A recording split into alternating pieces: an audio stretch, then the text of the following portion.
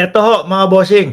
Sabi dito sa post ni Senador Ping Lacson ho, mga kababayan, I don't usually, um, I don't start a fight. Hindi siya nag-uumpisa ng mga away-away or whatever na ganyan.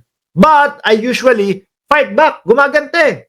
Hindi mo ako pwedeng bulihin. Kasi pag binuli mo ko, re-resbackan kita. Babalik ako sa iyo, hindi ako papabuli sa iyo.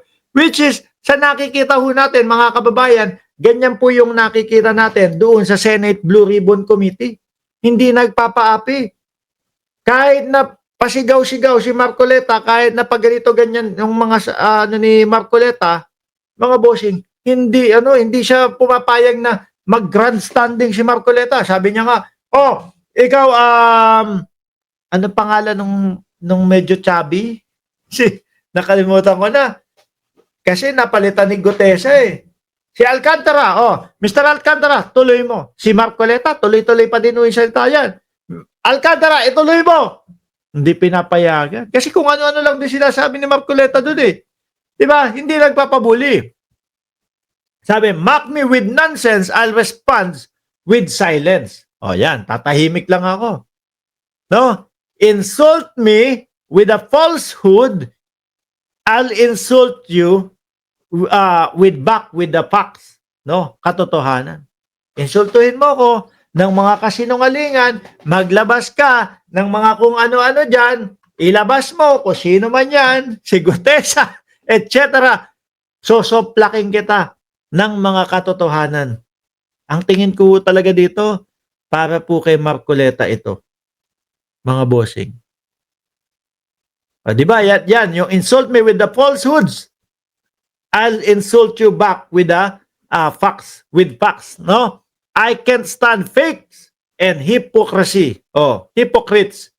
The kind that picks a fight, then smile and shake my hands after. Don't do that to me. Hindi daw po pwede. Pampagulo sa kasinungalingan. Ngayon mga kababayan, halata naman kasi ni Marcoleta. Tsaka yung anak nito doon sa Congress, halata naman yung galawan nila, mga boss. Di ba? Ngayon, eto, may tanong ngayon ang mamamayang Pilipino o ang madlang people. Bakit eto daw hong si Gutesa, mga kababayan, kasi hindi na nagpapakita. Nasaan na daw si Gutesa? Sabi ni Atty. Claire Castro, which is eto din po ang sabi ng mamamayang Pilipino. Wala namang napapabalitang negatibo na nawawala si Gutesa. So it means, nandyan lang si Gutesa. Bakit ayaw nang palabasin niya yun? Bakit ayaw nang paatinin? Akala ko ba may hamon sila Marcoleta doon sa nagnotaryo o doon sa taong tumanggi na nagnotaryo kay Gutesa? Bakit ngayon parang wala na? Hindi na tinatanong, ini-interview si Marcoleta doon nung patawid siya doon sa may papasok siya doon sa session hall. Wala nang pwede naman sabihin, wala, ganito, ganyan. Tinatago na. Ayaw ng pasiputin, ayaw ng palabasin. Bakit ho kaya? Hindi kaya sumablay? Hindi ho kaya sumablay? Kasi yun yung nakita natin eh. Nagkanda sablay-sablay yung mga sinabi ni Gutesa. Doon sa kanyang sinasabi, doon sa affidavit niya, kailangan niya ng, kinakailangan niya ng witness, ng support sa kanya. Sumailalim sa witness protection or whatever.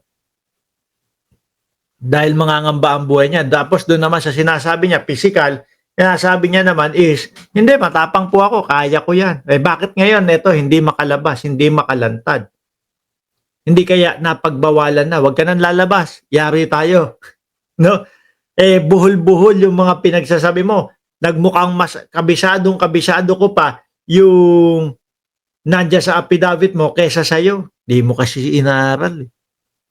Isa pa ho, mga kababayan, hindi nila pinuntahan yung DOJ. Hindi niya pinuntahan yung DOJ. Isip-isip ko naman, siguro mahirap pumunta doon sa DOJ mahirap pumunta doon sa DOJ nang hindi kasama si Marcoleta, nang hindi kasama Yung nasa likod ni Senator Erwin Tulfo, yung gaganong-ganon, tapos yung gaganong-ganon, yung damatans na sinasabi ng mamamayang Pilipino, ano daw, nagko-quote daw kay Gutesa. Oh. Baka sabihin po kasi ng DOJ, sige Gutesa, ganito na lang, simple lang gagawin natin. Eto, simple lang to. Ano po, sir? Bibigyan kita ng papel. No? Total naman, etong lahat ng isinulat mo dito, kabisado mo to kaya nga mo nga naisulat Ngayon, isulat mo ulit dyan sa papel na, na nandyan, na ibibigay namin sa iyo. Isulat mo ulit. I-explain mo ulit. Huwag kang mag-alala. Kung merong mga konti na mga nakalimutan, naiintindihan namin yun. Pero kung lahat o karamihan nakalimutan mo, yari ka sa amin. Kaya hindi umatendo. Ay baka siguro narinig din ng mga kampo nila Marcoleta yung sinasabi natin dito sa vlog natin na kapag ka umattend doon sa Senado, mag-hearing sila tuloy-tuloy, tapos bigyan lang ng papel sa isang sulok si Gutesa, wag palalapitin sila Marcoleta, wag bibigay yung papel na binasa niya o yung may notaryo daw po, kuno, tapos isulat niya lahat. 'Di ba? Kung ano yung mga naaalala niya. Baka walang maisulat. Iniisip siguro nila, naku, baka gawin ng ano yun. Wag na. Bahala ka na. Bahala ka na sa buhay mo. Di ba? Alam mo yung script ni Mark Peluca, sabi ni Joel, parang ganun ho kasi. More talk, more false, less true, sabi ni Aurora Ildefonso. Anyway, mga kababayan, para po doon sa mga bagong dating at ngayon lang po dumating, 900 viewers, huwag nyo po kalimutan na mag-like, mag-subscribe, and mag-share.